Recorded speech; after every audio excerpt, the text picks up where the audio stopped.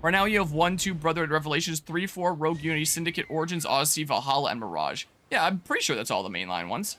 Should well be the case, and should be good with that. Because, yeah, I don't think the spin-offs are super worth it. Even with ones that I dislike, some people really like Syndicate. It's not my cup of tea. Unity and Black Flag, that's a chef's kiss right there. Let me tell you. I mean, even, like, 2 and Brotherhood, to a lesser degree. Those are some dang fine games as well. Like, they're the kind of things, like, Assassin's Creed 1, 2, I feel like Brotherhood kind of started the semi-modern era. Like, it had a lot of nice quality of life changes.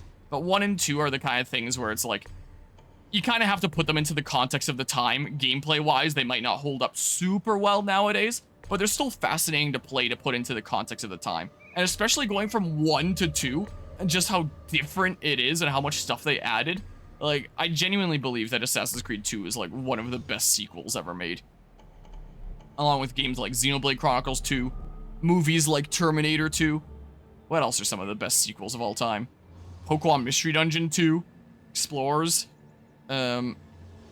Just like when the follow-up is so much... Well, I was about to say so much better. I don't know if I'd say Xenoblade 2 is so much better, but it's just so good in a different way. I love it. But the other examples are like, man, it's so much better than the first one. Gotta love Xenoblade.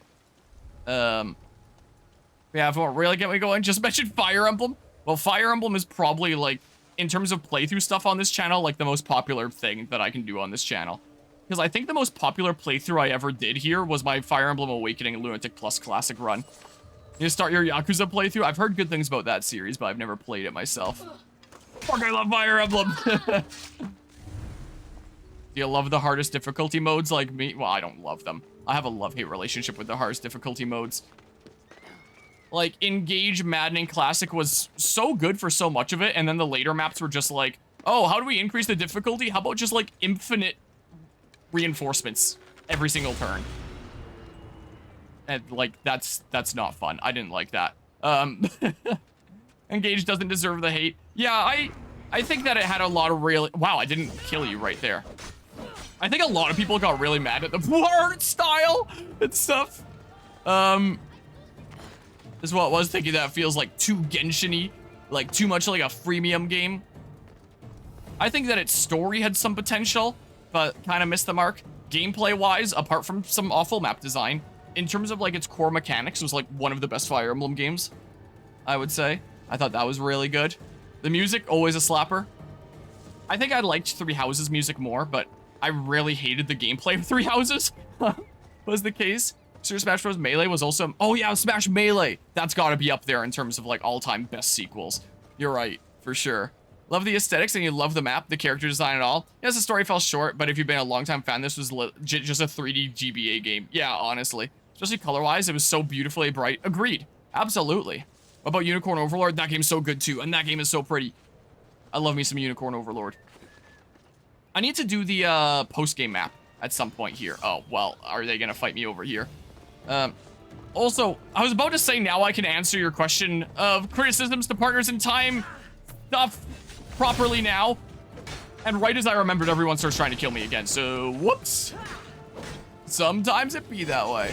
Gauge from what you heard is like the Let's Go Pikachu Eevee of Fire Emblem bridging the FE heroes and mainline. Well, in terms of like people's regard for it. As a, whoa! Oh my goodness. It's gonna be hard to read right now. Here, let's do this. The Dutch person seeing the first biomes with windmills really wanted to colonize the entire map. It was just in your blood. Oh my god. How about you don't actually do that? You jerk. How about you get out of here? Okay, you want to come over here, Mr. Guy? Yeah, speaking of Mario's Time, aka your favorite Mario and Luigi game that deserves more love. That's a game that I've been playing around here recently, and that's why it was part of the conversation. Oh my god, I want to not die here.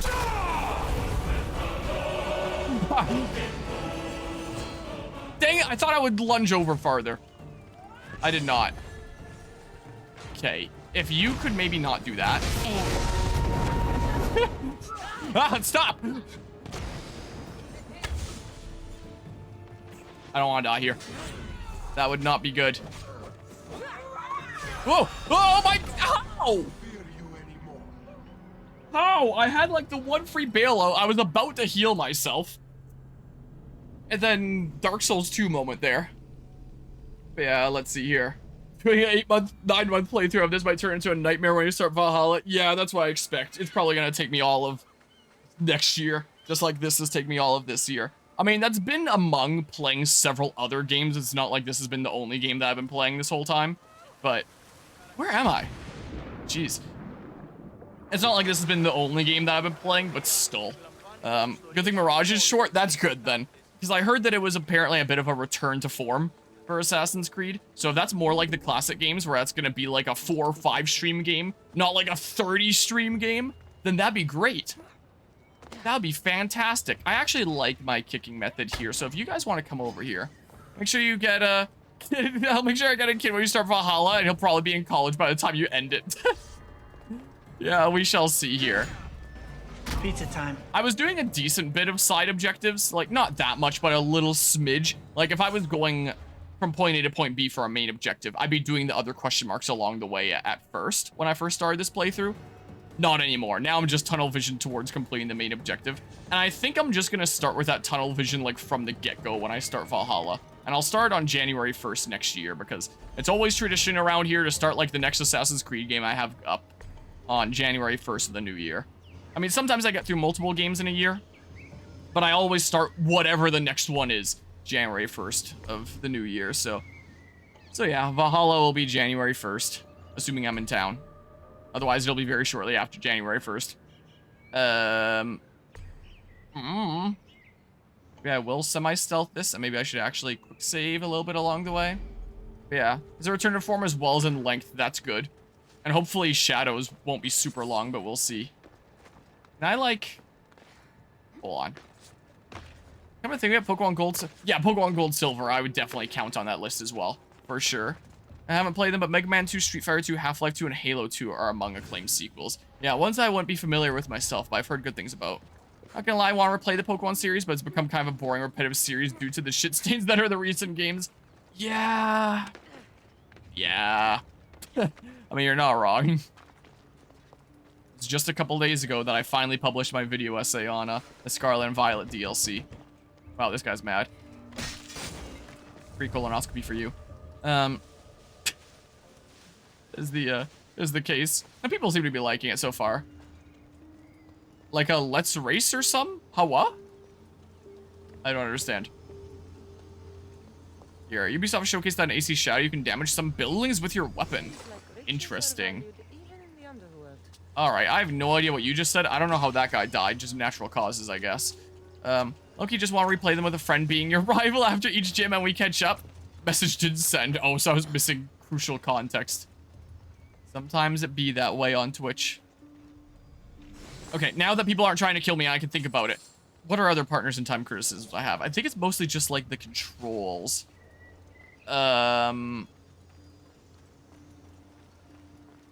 Like just the inconsistency. Like in battle, it's not too bad. I'm phoning a friend and then can I immediately try to, nope. Here, and then we're gonna double team you. Wait, do I take out Persephone's control by taking out the statue guys? I wonder. Because I'm actually not sure. Here, let's do this. I can't chain it into that guy, really? Are you kidding me? Uh-oh. Oh, now all of China knows you're here. Uh-oh. Now get 2 Sons of Liberty. Yes, that too. And the 1,000-year door. Absolutely. This guy.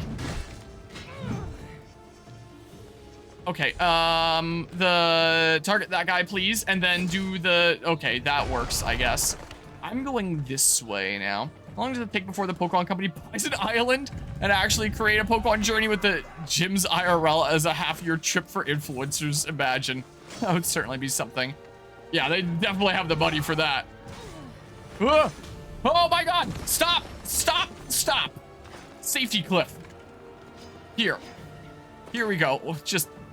Stop. Stop it. Get some help. Why don't you teleport over to me? Can I, like... I hear you trying to do things. Stop trying to do those things. Okay, let's try. That's not who I was trying to target, actually. Here, let's just do this. Yes, Slide 2. How could I forget about that one? Slide 2, one of the best sequels ever. And Slide 4, one of the worst follow-up games ever. I would say. I've never played it. I hear that it's actually pretty good gameplay-wise. But man, what they did to the story. What the heck? Here, do this. Are you kidding me? Okay, Stop. Stop. Stop. My goodness. You are just a little bit crazy, aren't you? Here, let's... Come on, you don't want to come near the cliff? Why not? Here we go. Line it up. Nice shot. Okay. Stop. You are so dang mean. And I want you to maybe stop being so mean. Or is that Sly 4 DLC, or is that Sly 5 game? They were planning on doing one or the other, but apparently Sly 4 wasn't successful enough, and then it ended up not happening. And I've gone on the whole Sly ramble, even during the Assassin's Creed playthroughs many a time. Is that the way this stream is going to go? Become the whole Sly 4 ramble? Now that I'm done with the Scarlet and Violet DLC Hello, young lady. video essay, I wish that sound effect was better timed. Okay. Stop. Oh my goodness, that still clipped me. Because the Sly trilogy might just be like my favorite gaming trilogy ever.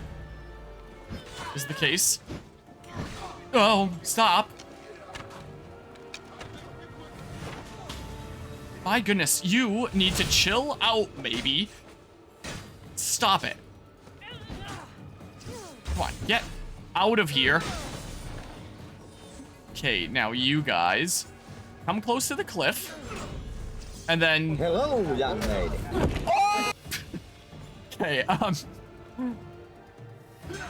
and then do... Actually, I want adrenaline first for future battles, and then I'll kick you off the cliff. Go be a black sheep and defend Sly 4. Genuinely like the story. Yes, the plot convenience is insane, but when it wasn't plot convenience in a comic-y game. Remember Murray found his car in fucking China in the third game? Pizza time. That's pretty funny. No, I will definitely criticize the fourth game for its plot convenience. What other stuff can I do here? A bunch of things, it looks like. And I think I killed most of the people. And just to be safe, I might go quick save here. But anyway, now that I'm done with the Scarlet and Violet DLC video essay, and that's published, I can consider what video essay I want to work on next. I am thinking about maybe working on the Xenoblade 3 one next. I have a lot of script put together for it. Like, it'll be a longer video. So I'm kind of debating if I want to do more short video essays for a little while and then come back to doing a long one, or if I just want to go like right into another long one. I'm just kind of taking a bit of a chill pill right now. But one that I would very much like to do at... Are you... Oh, well, it's just not going to show the red. Okay. One that I would very much love to do at one point is one on the Sly series. Is what I would very much like to do, because I do have a lot to say about it. And I'm trying to like articulate my thoughts while also paying attention to the game here while those guys are all suspicious of me, and sometimes that's hard. And yeah, like that's basically what's going on with Xenoblade 3. Is like, it's kind of like Deadpool 3, and that there's really no significant impact to the story or anything meaningful happening. It's just fan service. It's good fan service. It is really good fan service, but it's not, I don't know how to phrase it here. I didn't need any stamina. What am I doing? Host PlayStation blamed Concord's failure for them not having any great IPs. I saw that. Like, so many IPs that they have. But nope. Here. Let's just do this. Toss these guys around. Okay, I actually wanted to go after the other one with that. That is pretty funny. It's been such a crazy back and forth for Sony lately. Concord's failure, Astrobot being like a super crazy success, and then the announcement of the PS5 Pro that nobody cares about. Seems like a waste of money. I mean, apart from the chance to maybe be able to play Skull and Bones properly. You know, probably only a PS5 Pro would be capable of that, I would imagine. But yeah. It's funny, yeah, after that they say that Astrobot mentions all PS IP they have. Yeah, there's a whole lot of PlayStation IP in that game. What it seems like. Yoink. Have any great IPs we can use? Also, look at all these great cameos from our history of great IPs. Yep. Pretty much. All right, let's go murderize this guy. I'll phone a friend. Anyway, I don't know when it would be, but one day I would very, very much love to do a video essay on the Sly series. Like, in my opinion, it is the perfect example of a trilogy. Not in the fact that every single game is like a perfect 10 out of 10 masterpiece or anything like that, but it's a perfect example of what a trilogy should be, of like a beginning, middle, and end. Where the beginning is like kind of introducing the characters and the setting, the world that they're in, and what kind of stuff they have to deal with, putting them through a first adventure. The second game putting them through like some serious trials and tribulations and hardships, and then the third game like wrapping up all of the characters. Like, it's a perfect example of that. And I started out with Sly 2. I only played Sly 1 sometime afterwards, so you can bet that as a kid, like, I was pretty confused playing Sly 2 for the first time as we're trying to collect the corpse of our deceased adversary. Sly 2 is a really dark game. Uh-oh. Uh-oh. Uh-oh. Uh-oh. Oh. No, no, no, no, no, no, no. No, no, no, no, no, no, no, no, no. Hold on, I'll continue this thought in a second. No. No. Wait, I can get here first, but, like... No, stop! Stop! Stop! Stop! Stop! Here, adrenaline for me.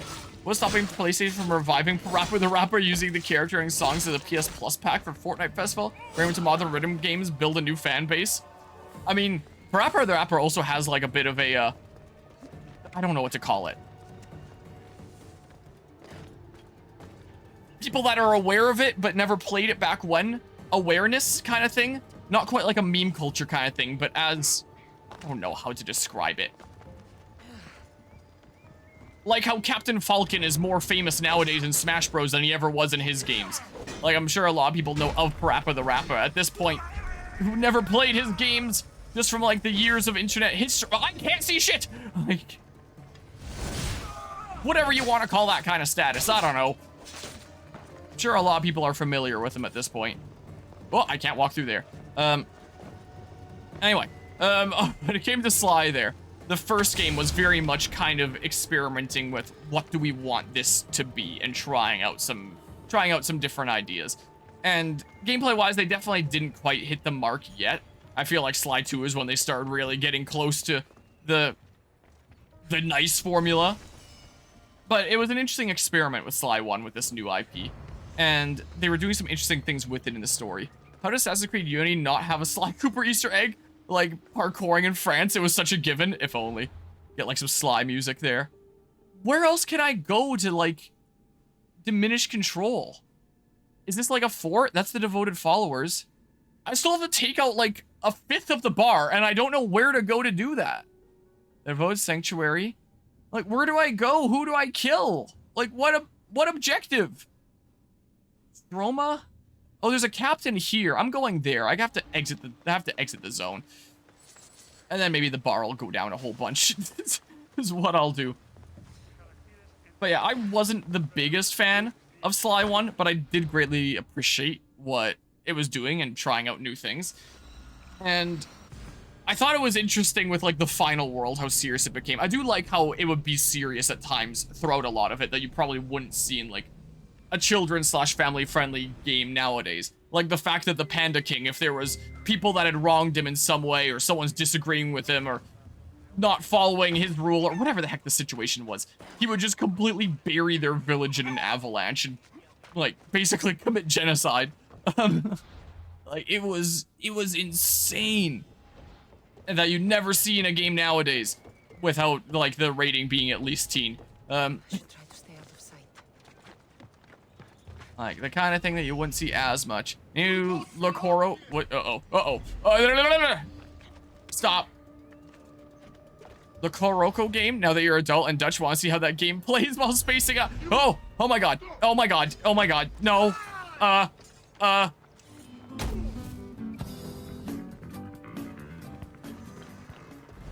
Okay, this is fine. This is fine. Man, it is hard to talk about, talk about stuff that I'm trying to articulate like a big dedicated discussion for while I'm in the middle of playing a game like this. Holy crap. Does it ever make it difficult? Anyway, so why are you suspicious? So there were definitely some things I really appreciate about Sly 1, but that's the game where it's like, oh, he comes from a long line of thieves, and it was all the skills were passed down in this book along the family, but then these other thieves came and stole that book and killed Sly's parents, and then like he went into the orphanage, got new friendos, and set off on a journey to reclaim the 5 pieces of the book from the 5 bad guys. For anyone not familiar with the story of Sly, there's like the little last time on Dragon Ball Z thingamabob there. So yeah, going to the different worlds and doing the different things there. Here, let's try that again. Let's try that again. Just give me a sec here. There we go. Now you come over here, please. And I think Sly was a pretty alright character in the game, but his companions I feel like they didn't have that much personality in Sly 1.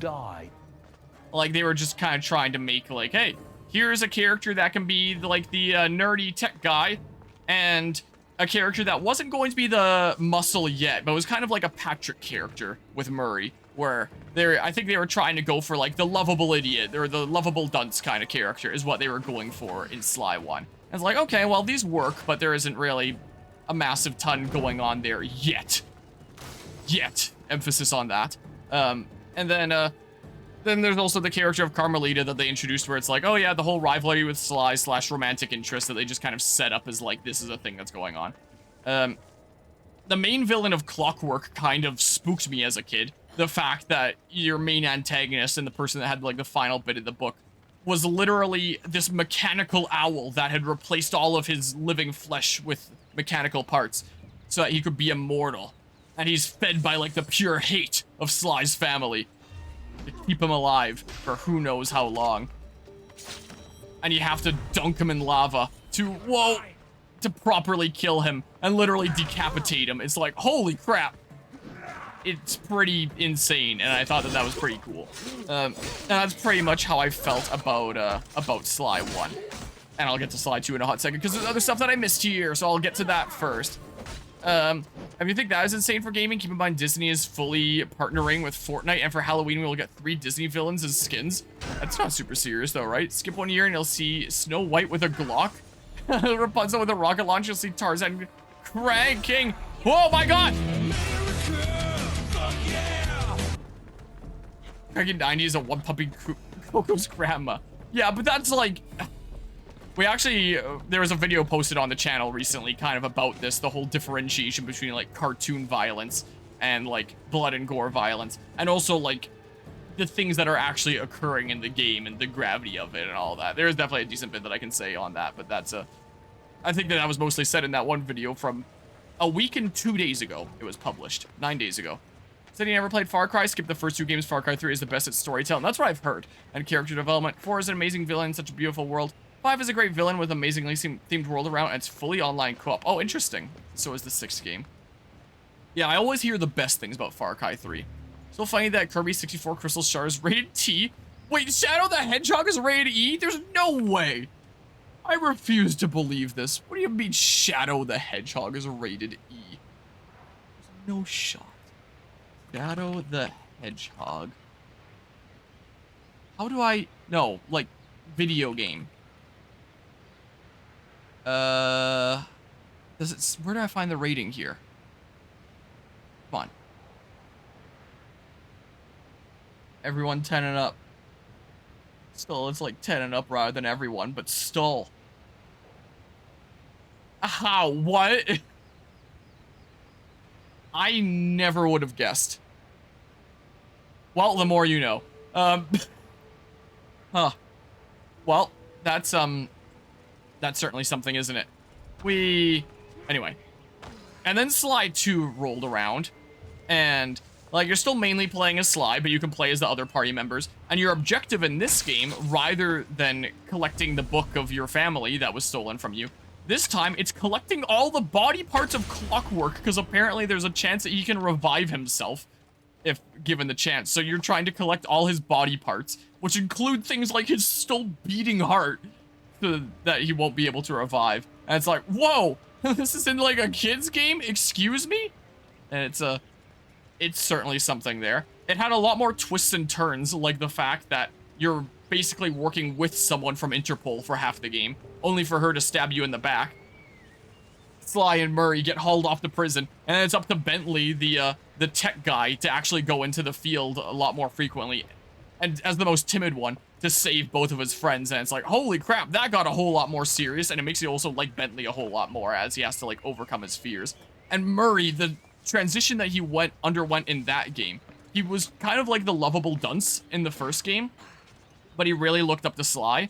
So he assumes his alter ego in the second game of the Murray, who's basically like, wow, that was able to one-shot. That's basically like a comic book superhero kind of character, where all of a sudden he's got all this confidence that he didn't have in the first game, and he really wants to live up to Sly's expectations. And he's honestly like a great character there, and he's like absolutely giving his best. But yeah, Bentley became a whole lot more likable there with him needing to go on that rescue mission and some actual serious stuff happening. And you also find out that the prison that they're kept in isn't even just like a normal prison. Like, the person that's running the place is actually a genuinely really evil and awful person that is basically mind controlling people into slavery. That's neither here nor there. Like, there's some serious stuff that goes on there. I really like the twist at the end where you think that it's gonna be Clockwork that's revived, and then it's the bitch that betrayed you that ends up taking control of Clockwork's body and becoming the main antagonist. I really didn't like her voice acting, and her name was Neela, and she called herself Clockla in that, which is so stupid, but still like a cool twist. And the fact that every world sets up a villain for you to take down, and it tries to set up this little bird guy, Arpeggio, that really wanted to be able to fly, but he just couldn't fly, and it's like, oh, either Clockwork's gonna be revived, or Arpeggio's gonna become Clockwork. Nope, Arpeggio gets offed, like, right in the beginning, after it did set up, like, a proper villain intro for him, like everyone else, and it really subverted expectations well. And I like that. I still need to go around killing guys, and I don't know where to go. Would there be guards there?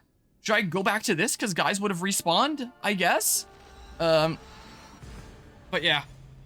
And I wouldn't say that Sly 4 deserves more love. I'll get to that in a hot second. But yeah. Gravity is insane that you can have Snow White, Travis Scott, or Ryu from Street Fighter and Predator in the same squad doing the WAP dance. That is a pretty heavy gravity there. Here, let me quick save again. And then the way that it ends, I really, really liked. With, at first it seems like, oh yeah, it's just gonna be like a generic, you take down the big bad and you win, and it's like happy ending, and like the sun sets on another journey. But instead, Bentley has to be the one to go into Clockwork's mouth and take out like the hate chip there. Did they really not despawn? Are you respawn? I mean, are you kidding me? Who do I kill? I don't know who to kill. I gotta exit the zone so I can fast travel. I hate this game sometimes. Who's texting me? Okay, that's not super important right now. I'm going this way, I guess, now, or something or other. I don't know. With Bentley needing to go in there, taking out the chip, and then getting chomped by, like, the lifeless corpse of Clockwork, and permanently losing the abilities of his legs. I feel like a lot of media will try to include, like, diversity, like, for example, disabled characters, just for the fact of having diversity, just to get, like, brownie points from people, rather than making, like, actually good written and interesting and good characters. But Bentley then needing to go into the wheelchair as a consequence of, like, the events of Sly 2, that was good, and it very naturally led into the next game. Because then, the first world of the next game, that game is all about bringing together a team to break into the vault where Sly's ancestors stored, like, all their loot, all the stuff that they had worked up to, like, across so many generations and hundreds of years. You need to build up a team to get in there. And at first, the game starts out with you only having Sly and Bentley. You have to get Murray back, because in the second game, he tried to have all this confidence and live up to his friends' expectations, especially Sly's, and do right by them. And then he feels like he failed Bentley because he permanently lost the ability of his legs, and he blames himself for that, and you have to spend the entire first world just getting one of your party members back. And it's like, whoa, this is serious then. And yeah, the Netherlands there was pretty good. You gotta love the bouncing cheese.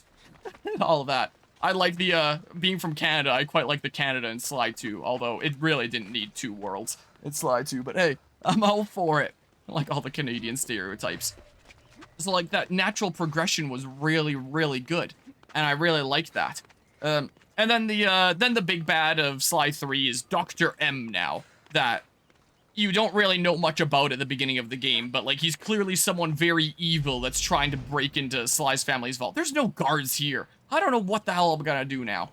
I could reload the game. Oh, maybe there'll be a thing down there. That's not what I tried to mark, but okay, whatever.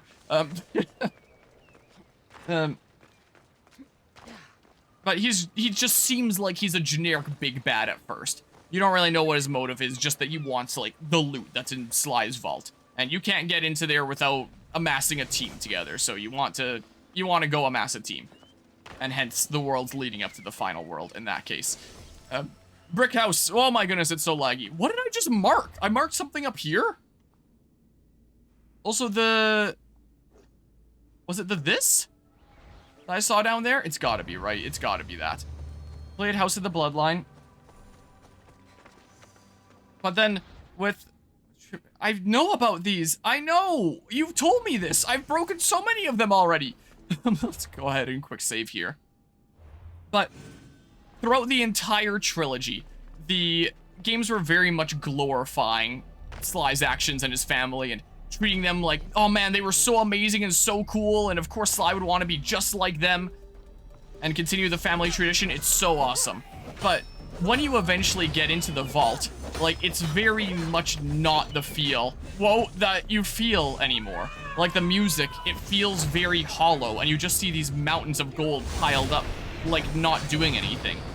That you have to, like, do crazy platforming levels across because there's so much of it that, like, would have the potential to do so much, but instead is just being left, in this vault to do nothing. For what? For this family's pride? And it does really make you question the whole situation, make you recontextualize the whole fact that the games have been glorifying it up until this point. It makes you wonder if it really was the best thing for them to be doing. Whoa! How about you stop that right this instant? I do not want to die here. And then with Dr. M revealing his with him revealing his backstory, he's like, oh, I was the brains in the operation for Sly's dad. And you don't really get all that much of the backstory, but you know that he was helping with amassing some of that fortune, helping Sly's dad, being part of the gang. But he didn't get to see any of that fortune himself, despite having a hand in having acquired it. So, rather than sharing what they made with those that were responsible for getting it in the first place, Sly's dad, and presumably, like, his family before that point, would rather preserve their pride by amassing as much gold and loot as they can in this vault and not do anything with it, just purely for their pride, and that, like, turned Dr. M there into a villain. Oh, I haven't been to that one, but is that in the other zone? Hello, Eagle. How's it going today? We're going on the Sly rant again. If you've ever been around for one of those, No! Okay, do that. I forget if these guys would weaken control if I killed them. I do not remember here. My icons are bugging out again. But yeah, so those two situations make you question, was it really all that great of a thing what we were doing? Are we actually in the wrong here? And what's more important, like, this family's pride or their friends along the way? Coming from Pink Floyd concert you went to last night? Nice. Hope that was fun. What's this fort in? Yeah, it's in that place that I've already... the heck? What do I do now? Go here? I don't know. Well, I can't fast travel right now because I'm still in a restricted area. I could reload the game and see if everyone respawns. But anyway, it recontextualizes things. And you never really had Clockwork's backstory, just that Clockwork was, like, super jealous of the Sly family and, like, of the Cooper family, and just really hated them and was being kept alive by, like, this eternal hate. So clearly this family's pride had created enemies before, and it created a new enemy in Dr. M, who was a parallel to Bentley, in the fact that he was a part of the operation and not being given, like, any of the cut. The family prioritized their pride and their status as, like, the best thieves, and that just kept on making more enemies along the way. So, like, I'm sure Sly very much considers it at that point as well. What are you trying to show me here, game? It really makes you think about it. And Bentley actually undergoes some interesting development during that game as well. Like, he had already kind of struggled to feel like he was... What are you trying to show me? He was already kind of struggling to feel like, as... I actually hate this game so much sometimes. I'm just gonna ignore whatever it's trying to tell me there. Already feeling like he can't really do as much. And, like, look at Sly being able to do all this really cool stuff and get, like, all the attention. Like, Bentley was getting really, really lonely in that game. You want to come over here? And he has, like, discussions with Penelope about how he wishes that he could run across ropes and land on flagpoles and all that, but he can't. He's stuck in that chair, and, like, he expresses frustration about, like, oh, why do all the girls go for Sly? He does at some point. And feeling like, with the state that he's in, like, he'd never have any chance. Because Penelope initially expresses interest in Sly, is the case. So, you need to very much see him kind of come into his own and see, like, his own usefulness, in a sense, and his own identity, while also kind of dealing with this jealousy that he has towards Sly.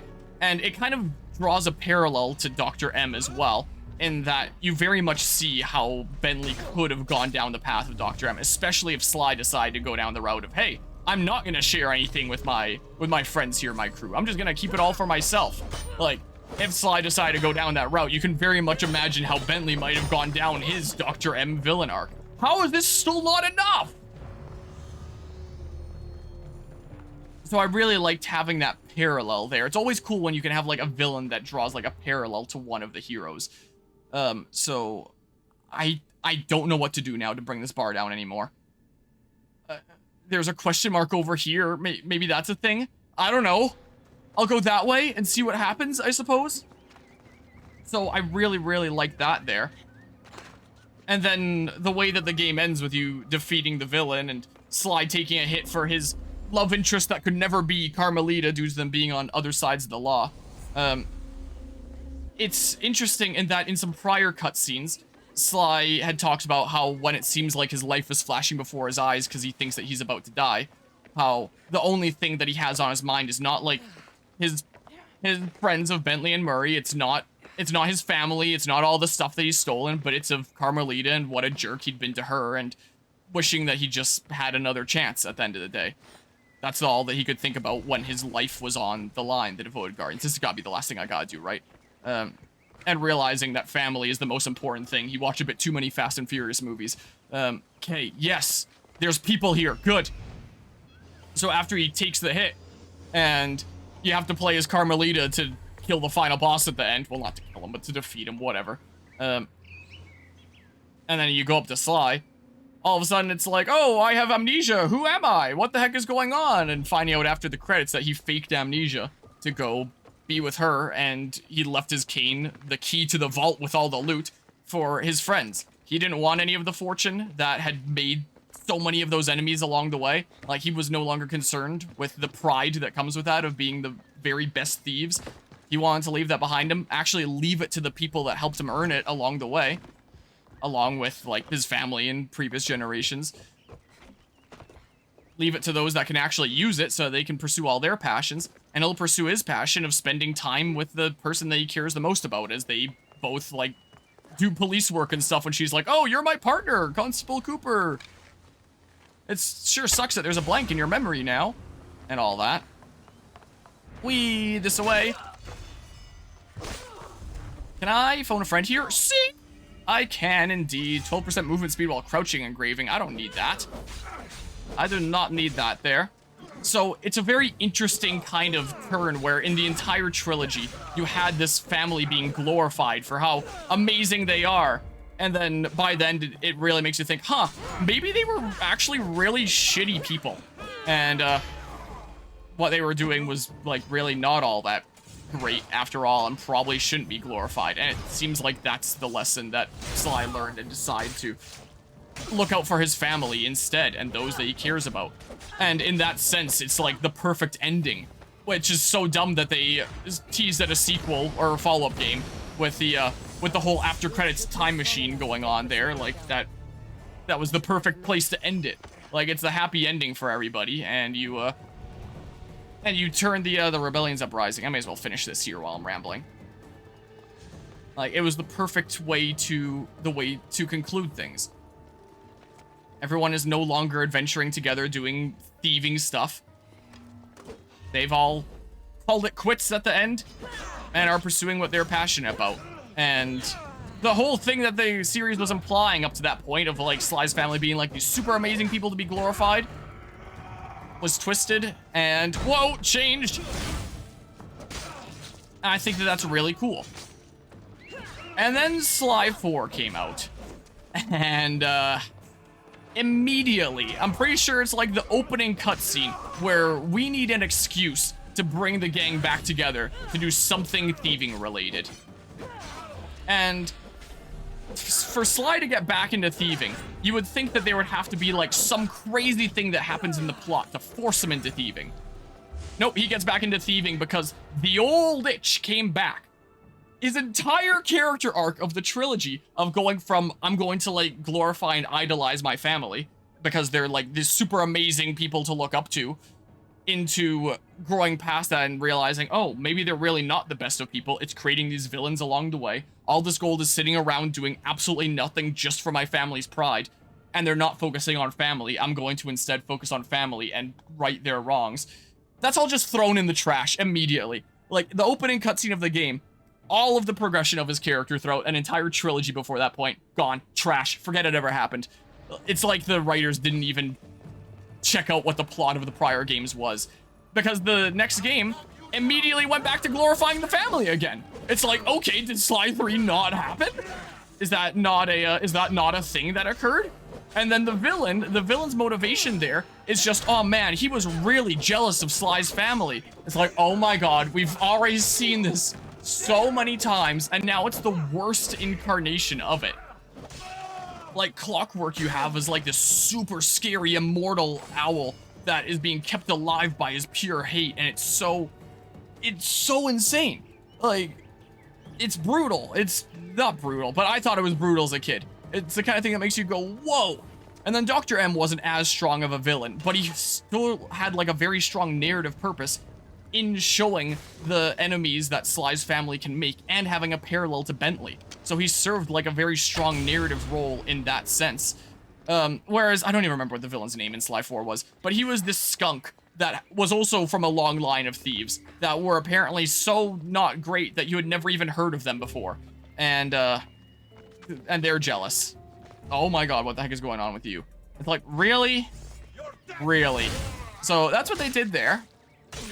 And then, yeah, there's the whole arc with Bentley and Penelope that happened in Sly 3, where Bentley is worthy of someone's love and all that, and he's able to win her over. Here, just do this, whatever, just for the sake of killing you, even if it's not for stamina.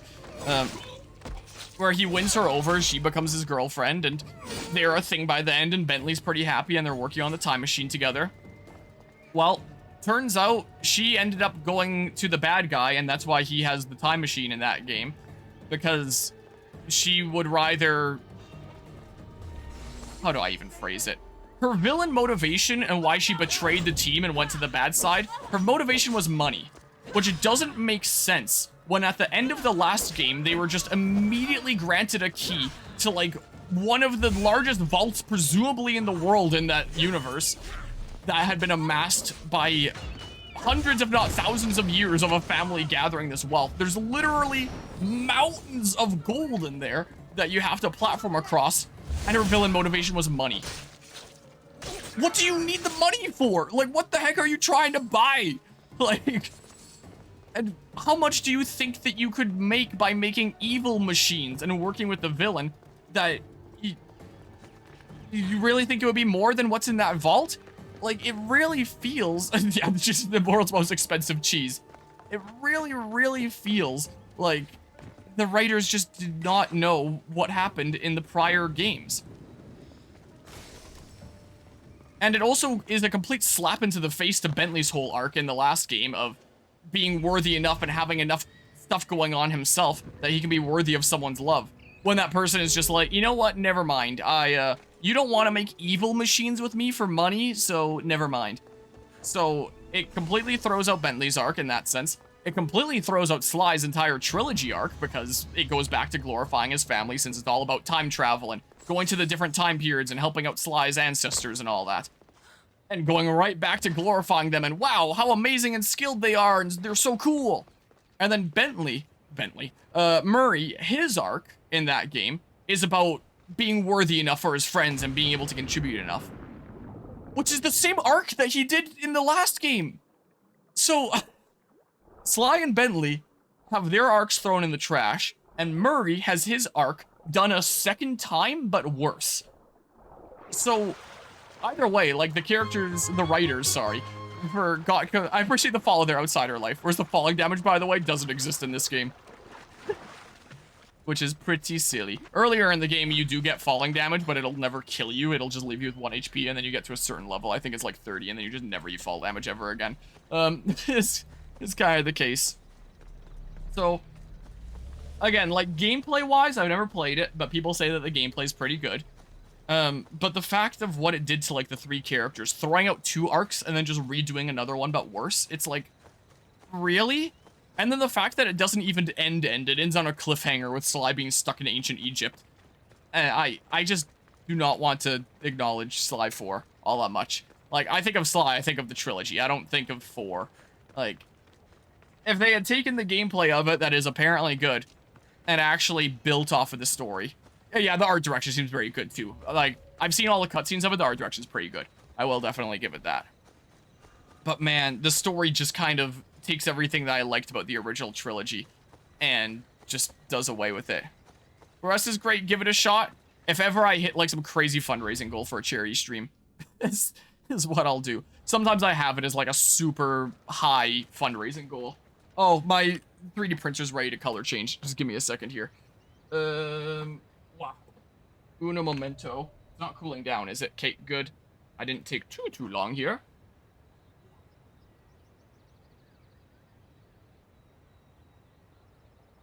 Uno momento.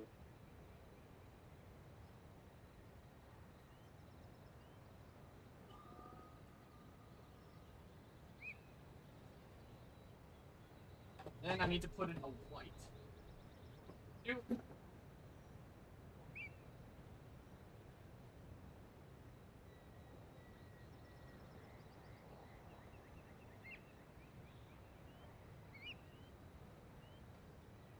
Then I gotta resume the print with the new filament, is what I better do here. That starts coming out.